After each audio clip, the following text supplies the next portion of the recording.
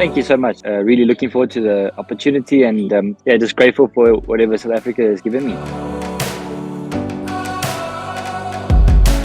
Yeah, so my dad was a jockey, and as a kid, I always wanted to follow what he did. It was always one of those things that I wanted to do. I'd always wanted to be a jockey, and I think at the age of 10, I started riding at a riding school. Like at the age of 13, I was already riding track work. I think it was probably about 15 or 16, I applied for the academy, and I was unfortunately declined twice. They said that they were worried I was going to get too big. They said, rather maybe try come back after matric or whatever it might be to see if you hadn't grown or anything like that. I took another route, and I went through the work rider program with Mr. James Marie and Martinez Mini, and they were wonderful help. They gave me a good startup, and I landed up riding the work rider races. I think it was 55 races for 9 winners, something like that. I was 17 turning 18. Mr. Hawkins actually asked me why I was not in the academy. I think he saw me ride a race in the work riders, and I said to him that I had applied, and it just was unfortunately not get accepted. And he said, no, try again. And so I applied, and the academy accepted me the third time, and they said to sort on the they'll see a 3 months probation period, see if I pick up any weight or if I grow. I think I went to the academy at 2015, and shortly after I started riding races and started taking off from there. Luckily I didn't grow or pick up too much weight, so the academy was happy to have me as an apprentice.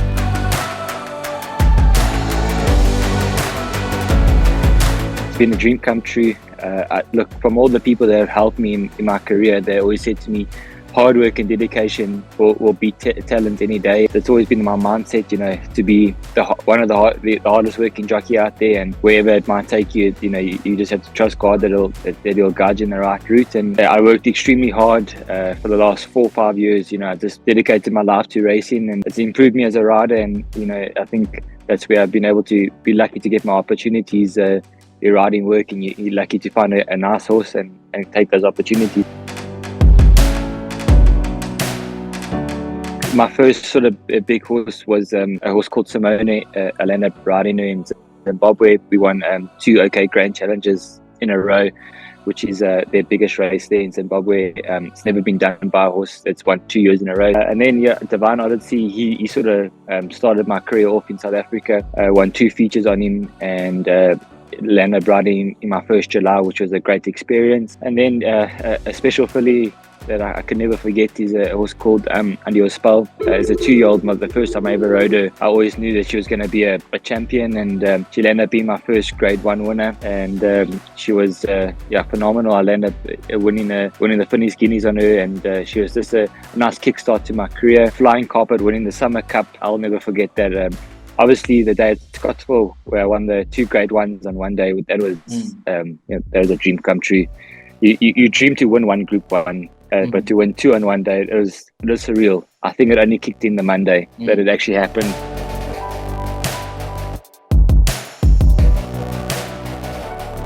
It's a very heartwarming feeling. I always wanted to achieve something great in South Africa, and I believe I have. And I go with no regrets. I know I've given it my all, and the success that I've had from South Africa with the trainers and the owners that have supported me, I'm truly grateful, and I'm happy to start this new chapter, knowing that I, as I say, no regrets, and really, really excited for the new chapter in my career.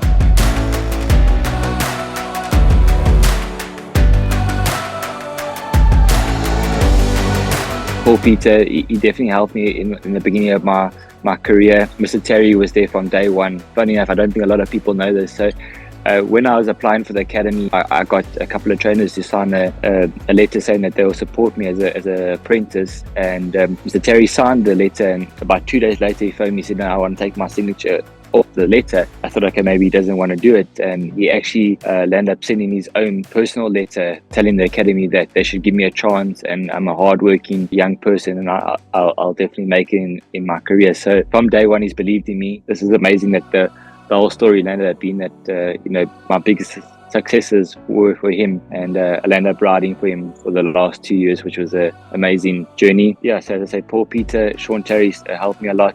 Mr. James Goodman and Michael Roberts, when I rode in Durban as an apprentice, they were very influential into my young career. And then I moved to Joburg, got a lot of support from Mr. Binder, Mr. Gray, and Mr. Terry. And at one stage I did ride for Mr. Van Vuren and Mr. and Mrs. Fortune. who helped me a lot in my career.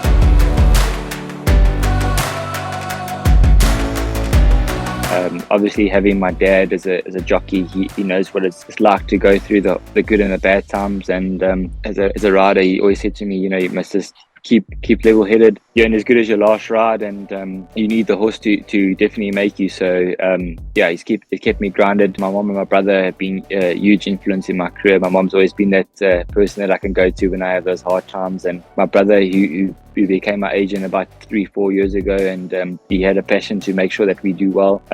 He's definitely been a huge influence on my career, and I appreciate that from him. To my beautiful wife and her family, I can't explain to you the support they give me, even as I say, when the times when I felt that I can't carry on going and you feel a little bit down, they're there to pick you up.